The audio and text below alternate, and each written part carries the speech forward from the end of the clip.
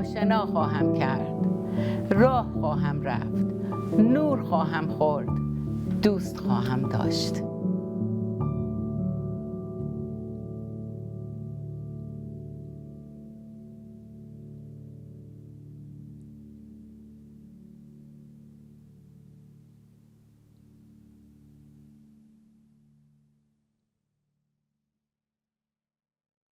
We all will appreciate it. They also helped me with the film. Great. Thank you. Yeah. Thank you, Persian Heritage Foundation. Yeah. I hope you enjoyed the program, the film as much as I did. It was the second time I watched it, and I really enjoyed it. I really loved it. So let me introduce our guest from San Francisco, from Bay Area. Persis Karim, Dr. Persis Karim, is the director of Center for Iranian Diaspora Studies at the San Francisco State University, where she also teaches in the Department of Humanities and Comparative and World Literature. She is the editor of 3 anthologies of Iranian diaspora literature and has published numerous articles about Iran diaspora literature and culture for academic journals and also poetry and essays in non-academic publications. The Dawn is Too Far, the film, that documentary that you just watched, and I dare to translate it to Sahar Dur ast, Sahar Dur ast. I can share with you, several people have tried multiple. Some people use Bamdad, some people use Sahar. Sahar is, I thought, after watching the movie, I thought Sahar probably would be more appropriate. For Shabi Yalda especially. Yeah. So this is a story. These are the stories of Iranian American life. This is her first film, and so I'm going to ask when we get going that. Why not in literature and why in movies? So we get to that point. But this is an interesting documentary sharing stories of, sharing history and stories of people who immigrated to the United States and in Bay Area. So as community, Iranian community, we had a lot of things common with the people that you showed. So I'm going to have some questions first, and because I'm up here, and then we get to Q&A. Hopefully we will have enough time. I'm going to ask some personal questions, and not too personal. No, I mean you tell me. So tell me about yourself, and are you an immigrant yourself, or Iranian American, or what do you have in common with the subject? My father came from Iran in 1946, and my mother came from France in 1947. They were accidental immigrants. My father came because he was working on the Iranian National Railroads during the Second World War and Iran's occupation by Russia or Soviet Union and Britain, and he was expanding the railroads, and then after the war ended, he was sent by the Shah to come to the US to study the railroads, and he rode the railroads for a year, and he wrote a report, sent it back to Iran, and he never heard anything. And he felt always during the war that Iran was never going to be free because of its oil and because of its geographic location. So he decided to stay. He met my mother, and my mother got pregnant. And my mother also left France after the occupation by the Nazis. So I think my perspective is informed by being the child of immigrants as opposed to an immigrant. And I came of age during the '79 revolution, and I knew that the story of what Iran and the Iranian people was being vastly distorted. Just even at age 17, I felt like there's way more to this. And so I gravitated towards trying to learn. I mean, it took me a while, but I went to graduate school. I studied Middle East studies, and I studied Persian. I didn't grow up speaking Persian, and I still sadly not fluent in it. I've never been to Iran, but I feel that I represent the Dorage spirit, which is that two bloods run through my veins, but also two or three perspectives run through my mind. And so in some ways I wanted this film to capture that sense of an inside-outside perspective, which is that I feel like an insider, but I also feel like an outsider in Iranian culture and American culture. And I think many Iranians feel that way too, people who immigrated, that they live here, they belong here, and they still, like Torange says, your heart beats in both places. My heart beats in Iran too. So I wanted to make something that spoke to the experiences of older generations, because I think it's really important for young people to understand not just the sacrifices that their parents or grandparents made, but also the ways in which people adapted and changed with the forces of history. And I think the best way to tell a story is to let people tell their story. So that was sort of what motivated this project. And since you brought up the question, why not literature? Well, I did do literature.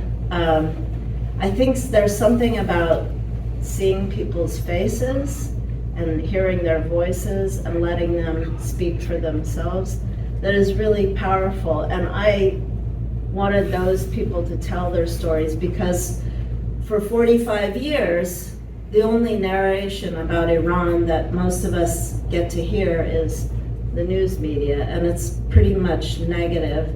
So I wanted to have something break through that is from the perspective of people themselves. And these are individuals that I have a lot of respect and love for. Some I know better than others, but they taught me about Iran too, and they taught me about Iranian culture, and they also taught me things that I didn't have the wisdom to ask my own parents some of the questions, and they were revealed to me through their stories. So I think it's a privilege to make a film, but more importantly, to make a film that speaks to multiple audiences and generations. This was your first one. This is your first movie. And it was hard work. I can imagine. How long did it take to make it? Because it was obvious for us that didn't know the history. It was a few years at least. Yeah. Films are expensive, and they are, by their nature, very collaborative. So we started filming Parviz in 2018, and then we ran out of money. We did some grant writing, and then the pandemic happened, and so everything came to a screeching halt. You couldn't film because, so we did a little bit of editing. So it took almost 4.5 years from start to finish. And the person that I worked with, Sumia, also got sick, so there were lots of delays. And I was determined, this last year, I was determined to finish it. So I went to my campus administration and I said, I'm gonna use some of the money from the center to finish this film, and they agreed. So I didn't have to do as much fundraising at the end. It's a really challenging thing to make a film, I think, because you have lots of ideas and then you end up filming a lot of things that you never use. So there are people that we filmed that didn't make it into the film because it was too big. And this is 55 minutes and it could have been 3 hours, but I know what people's attention is, so. Yeah, we the picture, you know that. So one thing I really loved about this documentary was that there was no narration or no voiceover. Usually the documentaries are somebody's talking to you over people's head and kind of force you to believe what he said or she said. This was all conversation. These were all normal people talking about themselves. So I think that was one of the strengths of the movie. So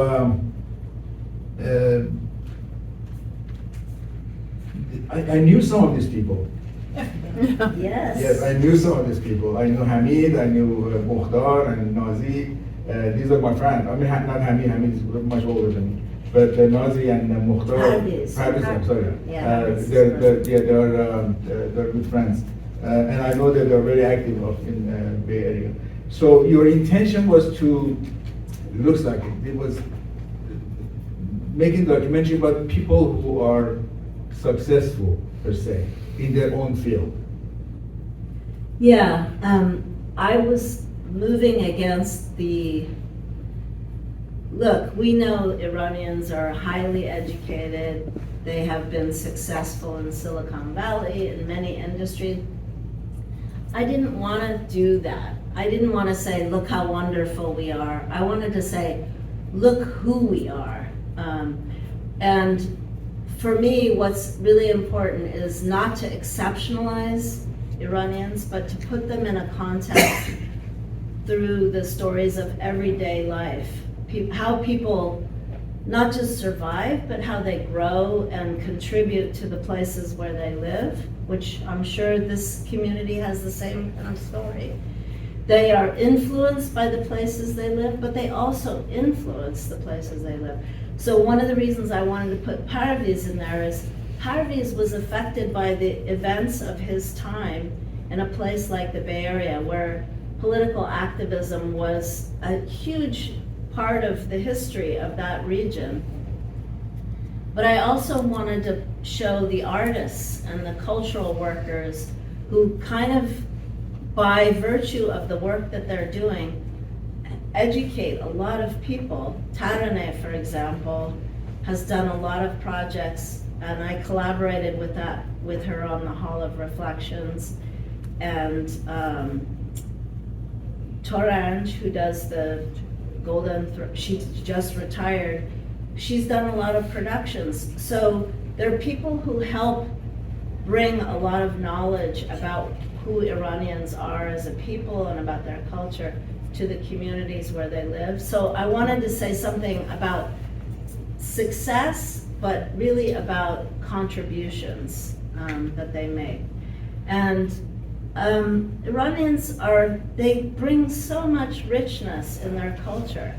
Poetry, music, visual arts, and to me that's often occluded by these news headlines, right? Is like, people don't know anything about Iranians except maybe Rumi, right? Because an American poet translated him. But there's so much more to it. And art is one of the ways that Iranians have survived so many big historical events, not just in recent memory, but in the long arc of Iranian history.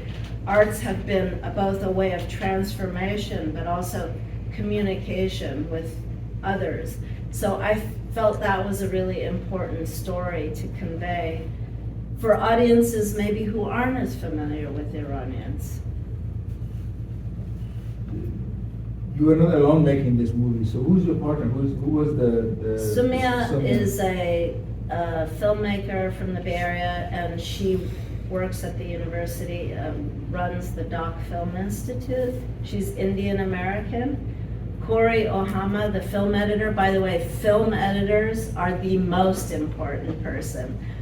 You know, it's like, I feel like they should be given all the credit because they take this gigantic story, you know, all your pieces, and they just help you figure out, distill it down.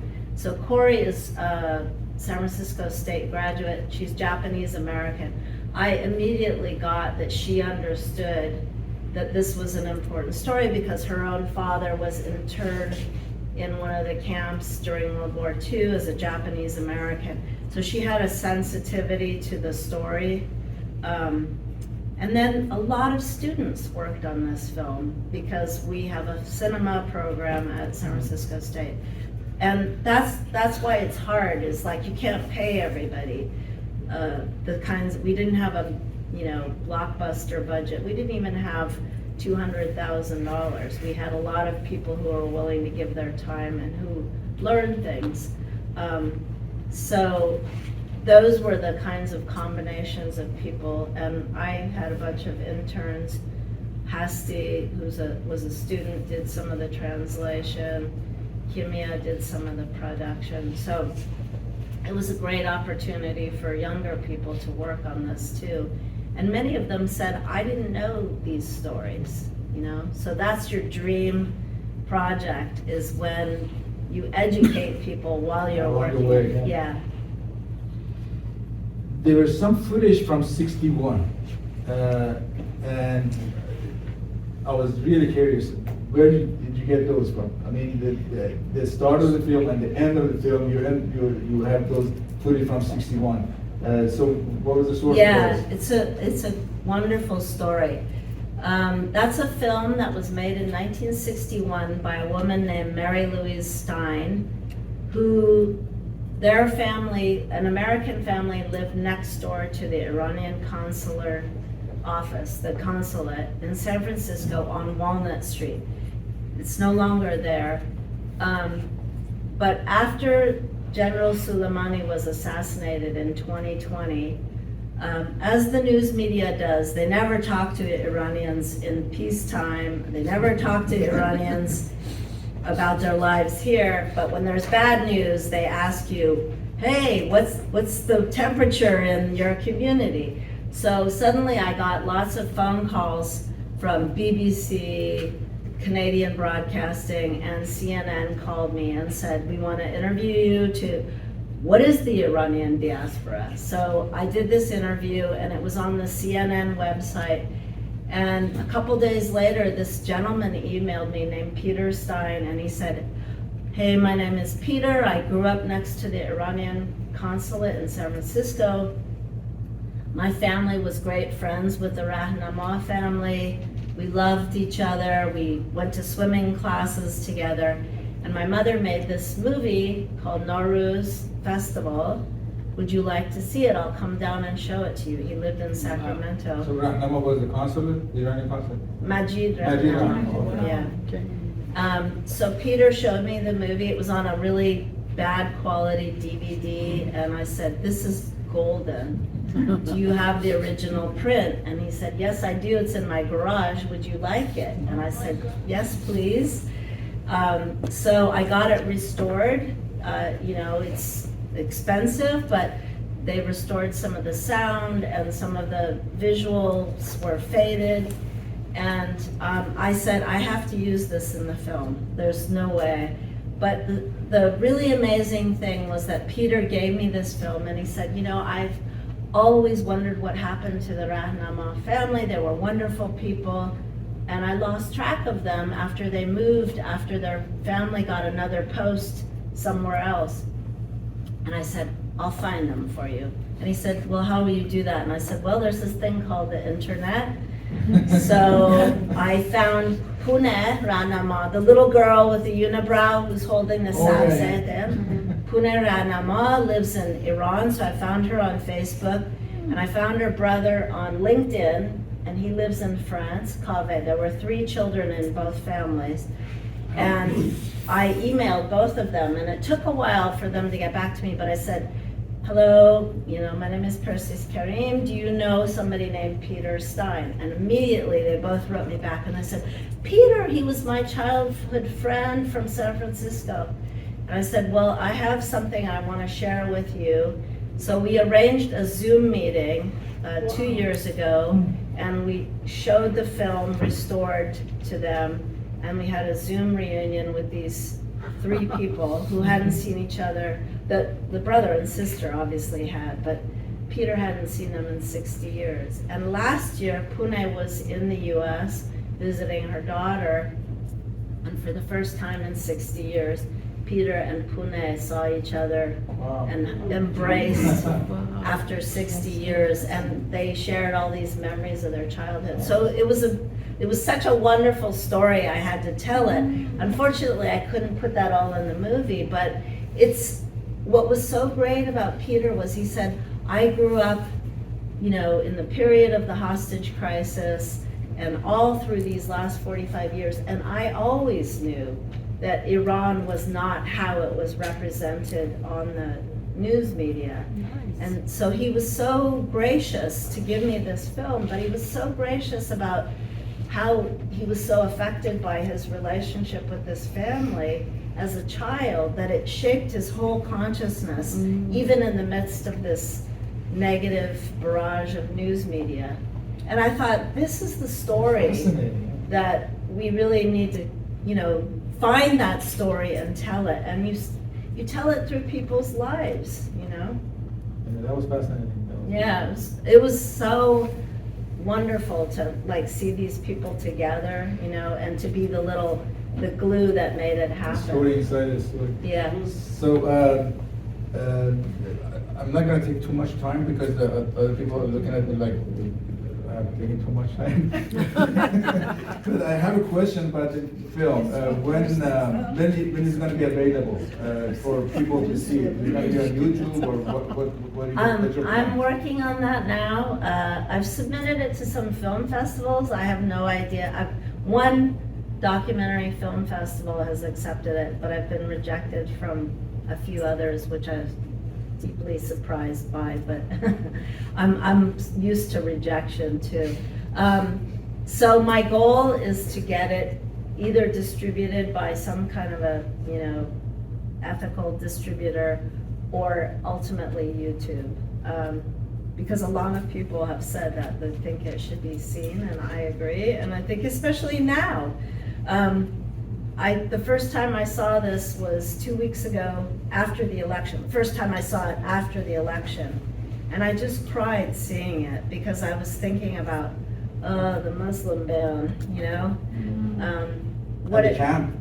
The Japanese camp. Yeah. It's coming. So I think it has a certain relevance that's, even more important now, post-election. So I will stand by. I don't have an immediate answer for you. Right now I'm just trying to share it with audiences and go with it because I like to talk about it, and I worked so hard on it.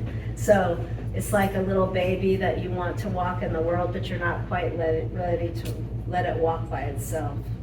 Yeah, I have some other questions about the community of San Francisco and how people get together, and they've been up there for a long time, so there's a sense of community that they have over there. That's something that we can share, and we have that sense of community as well. So it made me think that probably we should be the next one, making the movie about the original immigrants. I would be here. happy to give you some help you avoid some mistakes. So yeah, I mean, money if you got some. We'll talk to Persian Heritage Foundation. Thank you so much. I think it's really important that people preserve these stories. One of the things that I fear is that we're going to lose an older generation of people who represent a bridge between the history of Iran and the history of Iranians in the US. And I think that's we're fighting against erasure in Iran, and we're also fighting against erasure here. So it's really important for younger people to ask their parents, to share their parents' stories, for people to figure out ways to do this. And as I said to you, it doesn't have to be a fancy movie production. It can just be people recording things on their iPhones. Digital archives, I have a small digital archive that I started. Digital archives are the best tool that we have because they don't require physical storage space like objects and papers. And they can be done by young people. So one thing that I think we should try to do is have workshops where you teach people how to do oral history, but use video so that you can record people's faces. It's really essential. Yeah. I wish I had been able to ask my father many things before he died, and now I kick myself that I didn't insist, or that I didn't have the wisdom to know what kinds of questions to ask. And I think now I can pass that on to younger people. Thank you. So we're open. Okay, Hamam, go ahead. Thanks for coming and showing this movie to us, Ms. Karim. You're a small person. How many hours of the shooting did you have? How long does it take to edit the film? And why you didn't insert your side story inside your film? That would be great. I didn't hear the last part. Why you didn't put the side story about the Kabe Pune in your Okay. We had probably,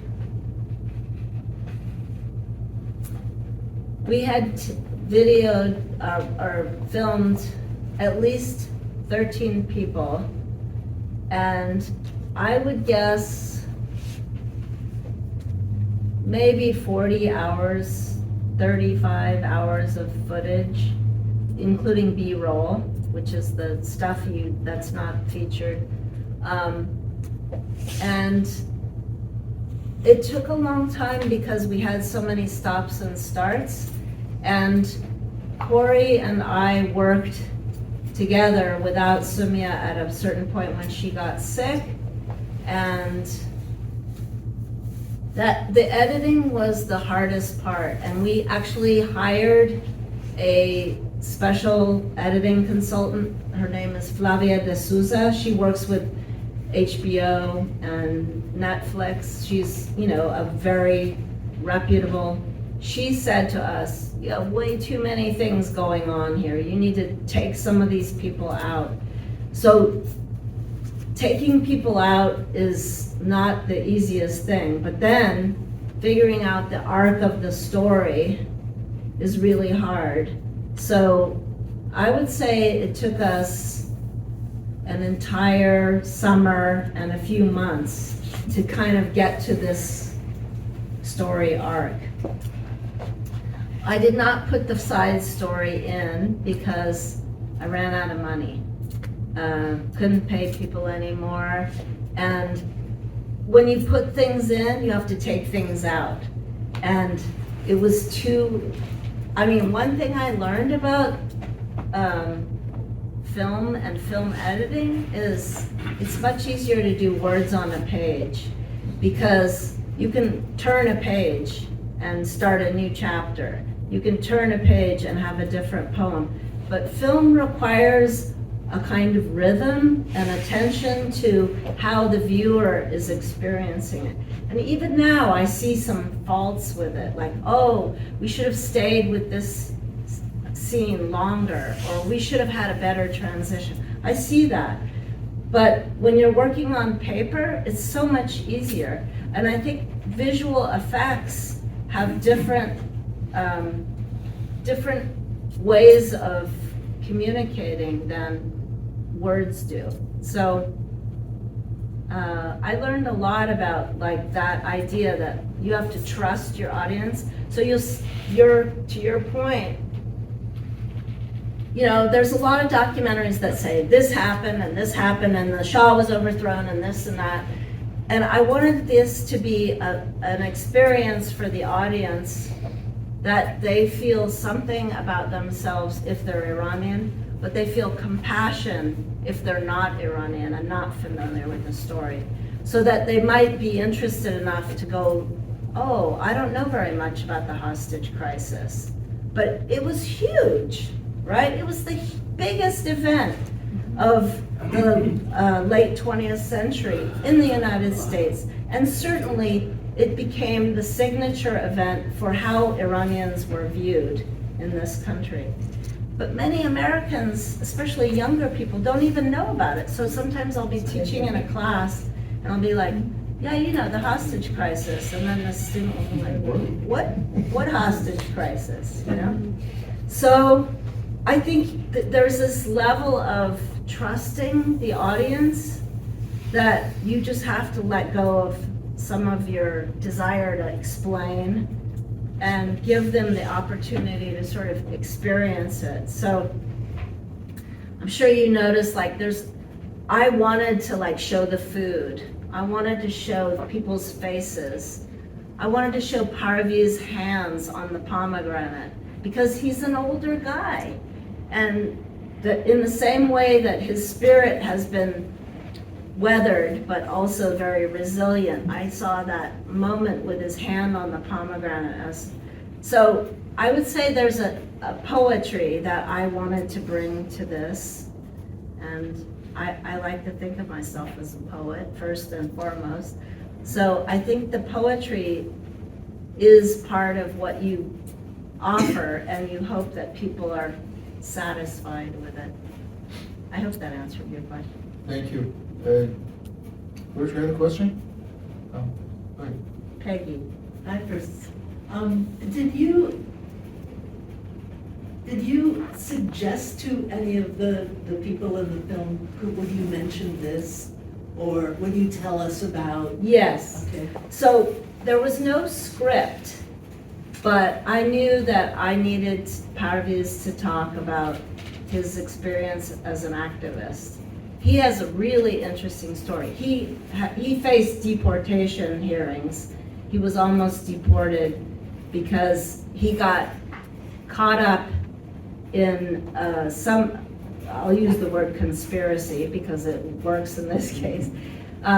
He was accused of being involved with people that were involved with the, remember when Jerry Ford,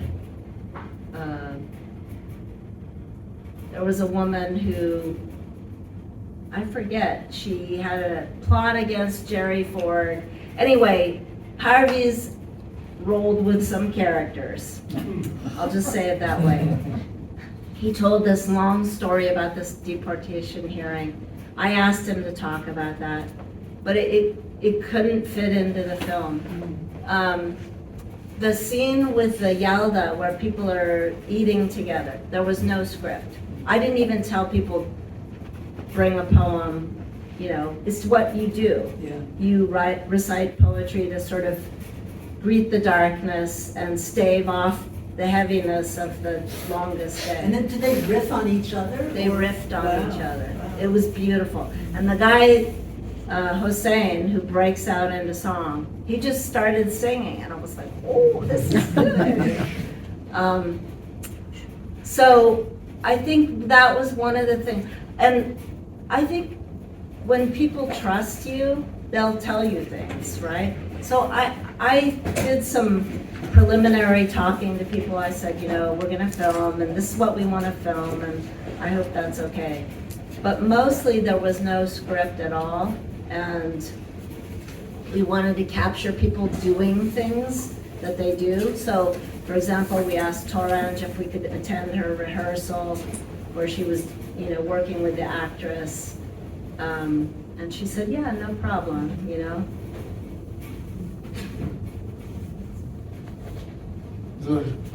I just first of all wanted to thank you for coming, for showing this film, and for every choice that you made. But talking about poetry, what impressed me the most were those silent birds there, because they were flying like immigrant birds, floating over the ocean, and I noticed at the end they were calmly swimming on the soft waves. Was that deliberate, or did that just happen? Yeah, I think it happened by virtue of like trying to not wrap it up neatly. You'll notice the title is "The Dawn is Too Far." It comes from that line of the poetry that Mokhtar recites. But I also felt like we were fishing around for a title, and then somebody, I don't even remember, somebody said, well, what about one of the lines of the poetry? And I was like, oh, the dawn is too far. And I think of dawn as both this idea of arrival, like the arrival of the sun, but also this idea that it's not quite light yet. It's the in-between place of day and night. And I, to your point, I think that there was a lot of things that were drifting in that are a little bit like that in-between place of dark and light. And, you know, I'm sure some of you got choked up, because I get choked up. Iranians have a place in this country, but they also have a lot of loss and a lot of sorrow and a lot of separation and a lot of unfinished business with not just Iran, but in the sense of people misunderstanding them. So I wanted something about that tentativeness to also be there. And that's, I think, the title we landed on speaks to it, is "The Dawn is Too Far." We can't quite yet reach it, and yet it's here. It's coming. It's coming. No, because that positive note was there, both with the birds and at the end showing flowers. I mean, Yeah. the whole thing. I just- wanted there to be some hope Yeah. too, because I think of these people as remarkable, resilient, tenacious people. And when Nazi says that thing, you know, we are immigrants, what are you gonna do with this life, right? Not everybody came here by choice. Not everybody came with a happy, you know, I'm gonna get an education and I'm gonna make a lot of money. A lot of people came here unexpectedly, staying a lot longer than they ever wanted to. So I think it's important to honor all those feelings and experiences, and not think of this place, the United States, only as like, oh, it's the great salvation, because it's also a place that is causing harm in the world and has harmed people here, you know? So I wanted that complexity. And if there's one thing that I both cherish and understand about Iranians, is they're complex people. Tell me about it. Yeah. In good ways and bad ways. Yeah, Kurosh. Thank you very much. You know, Berkeley is my home. People you showed are close, most of them are the closest people in my life. I've got drunk at those tables with the same people so many times, with my wife, with them. We've argued about things for many, many years. I spent 17 years of, the best 17 years of my life perhaps in Berkeley. On your last point, Berkeley has lost, the city of Berkeley, what Berkeley mystique is, has lost itself for the past 20 years perhaps. What has kept Berkeley are people like the Iranian community of Berkeley. And by far the most active, by far the most artistic. And this is a great job that you've done to show that. Because I remember that, you know, I moved to Berkeley in '88 and I was there until 2004. Every demonstration, no matter what the cause was, Iranians were there. And it got to a point that our friends, you know, friends from different parts of the world, they would say, we never come to your demonstrations, how come you're always at ours? It really got to that point. And this tells what on your last point, that who the Iranians who have lived in Berkeley, Harvey's one of them. There are so many of them, I'm sure you have to choose, you know, among what you wanted to talk, who you wanted to talk to.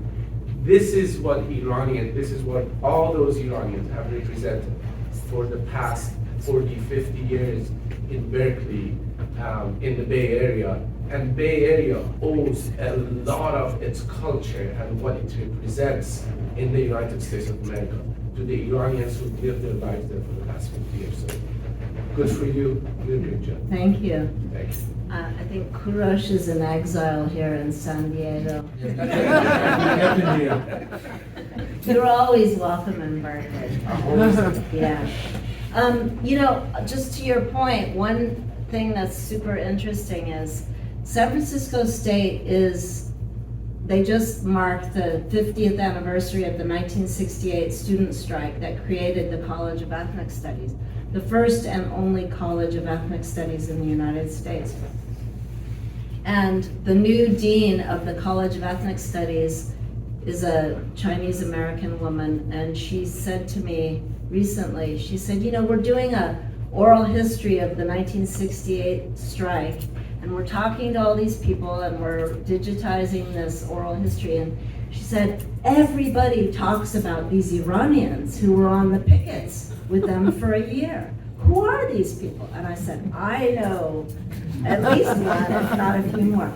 And she said, yeah, because everybody said those guys showed up to every single demonstration, would bring food with them, bring tea, and so it's like, you know, like that ripple effect that you were talking about, I felt it, you know, like when I was a young college student, I was in Santa Cruz, but I met Iranians who were going to demonstrations. This was during the Iran-Iraq War. They were going up to the Bay Area to have meetings.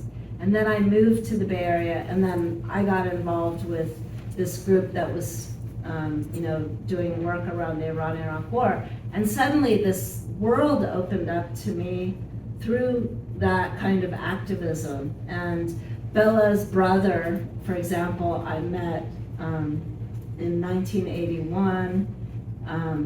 He was an activist. So there was a way in which they really poured their hearts into this place where they lived. And they also were really affected by the history of the local history. And one of the things that I hope I captured too is this idea that the history of Iran and the history of the United States, they're not separate. They're actually, you know, mirrors of each other in lots of ways, and they continue to be entangled with each other. And many times people talk about the Iranian Revolution as if it was over there. It was happening here. I had a cousin who lived with us in the 1970s, and he was going to San Jose State, and he would, you know, he moved back to Iran because he wanted to participate. So it was like in my consciousness, this idea that this thing that was pulling on people was happening here for many years before. So the convention footage from the KPIX television, they were having these huge conventions with the Iranian Student Association, and people were like really active on the streets of the Bay Area for many years before 1979. So I also wanted to really make sure that people understand these histories are not separate, they're very tied to each other. And sadly, we think of like, oh, Iran is over there and it's solely in the representation of the Islamic Republic, and it's not. So we are kind of running out of time, Yeah. but I have a question about the center. I heard that it's closing. Yeah. So could you elaborate on that? I can do my best. So I got this position to run the Center for Iranian Diaspora Studies 8 years ago. But was it existed was- before you? No, No, it started. it was the first effort.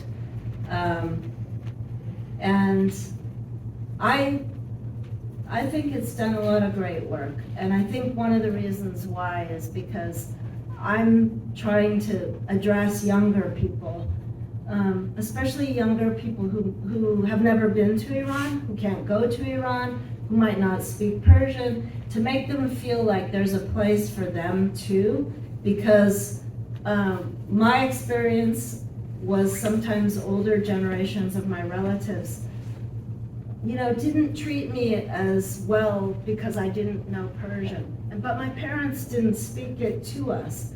And what I see some of these communities doing is the same thing of Kurosh, I know the work you're doing, trying to bring music into young people's lives, trying to make them feel that there's a way in which they can connect to Iran and Iranian culture that's organic to them.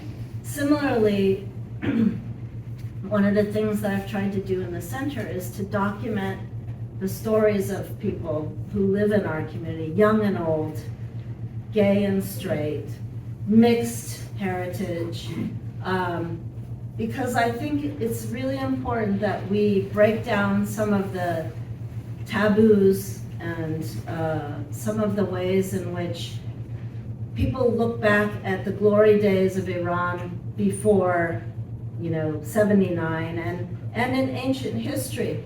But really, we're remaking Iranian culture all the time in this place. I know some of the people in this audience, Nima, who I just met, is doing theater, and Farshad is working on poetry, and Kurosh is doing music.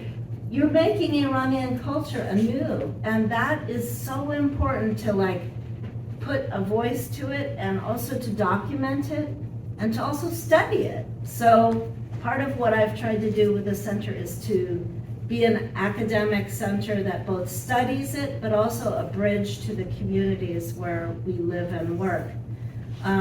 Sadly, this is my theory, the university doesn't really my university doesn't really want to support it because it's not invested in research, and the donor changed her mind and decided to fund scholarships instead.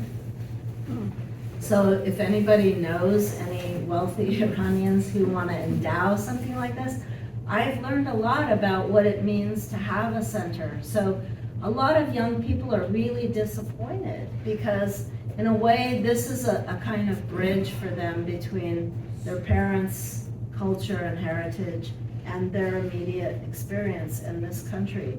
And I mean, for example, I deliberately used the word Iranian American in my very first anthology because I said, we're not Persians, we're Iranian Americans. We live here. We have to own this place, and we have to be counted on the census in 2030, which, by the way, if Trump doesn't trash it, we will be allowed to declare our... We have a box.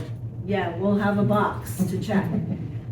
So we have to start claiming it, because the more we claim it here, the more we can shape the narrative about ourselves and about Iran. And that is one of the things that I feel I have tried to do in my role, but I know other scholars and professors that are doing it as well, and I'm really proud of, if there's one thing I'm proud of, is that I have helped to nurture a younger generation of scholars who are keeping this work going. So whether or not the center will exist in the same form, which I am mourning it, I think the work will carry on. And I applaud all of you who are doing this kind of work to preserve and pass on Iranian culture and poetry and music and stories. And we need stories. We do our best. Thank you so much for the question. A short one. How come we couldn't see the face of Taraneh? Oh, okay. Yeah. Not everybody asked that. Taraneh, The filmmaker, so we know. she's the visual artist who you see describing her work in her hands. She was camera shy. She said, I don't want to be filmed. And because I know her and I knew she had so much important work to share, she did that timeline, the bulletin. She did the Hall of Reflections. I wanted those things to be in the film because she's done a lot of community building through art. And the only way she agreed to do it is if we didn't film her face. And there were a few scenes in the near final cut, and I said, can we just keep those in? And she said, please take them out. So she didn't want her face in it. I don't think it was a political decision. It was more like she just wasn't comfortable seeing her face. And I said, well, you're such a great, she narrates beautifully some of the events, like, you know, what happened in 2000 when people finally were talking about their stories.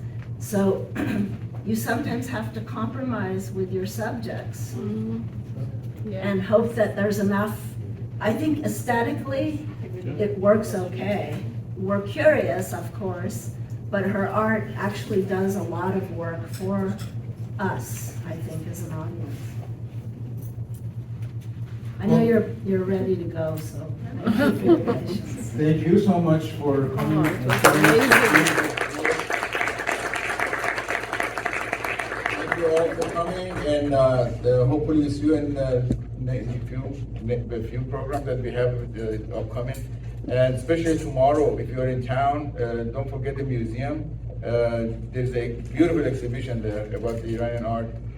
So you can bring your relatives and everybody you have, because the entrance is free. So so hopefully see you guys over there tomorrow from 1 to 5 o'clock. Thank you so much. Thank you.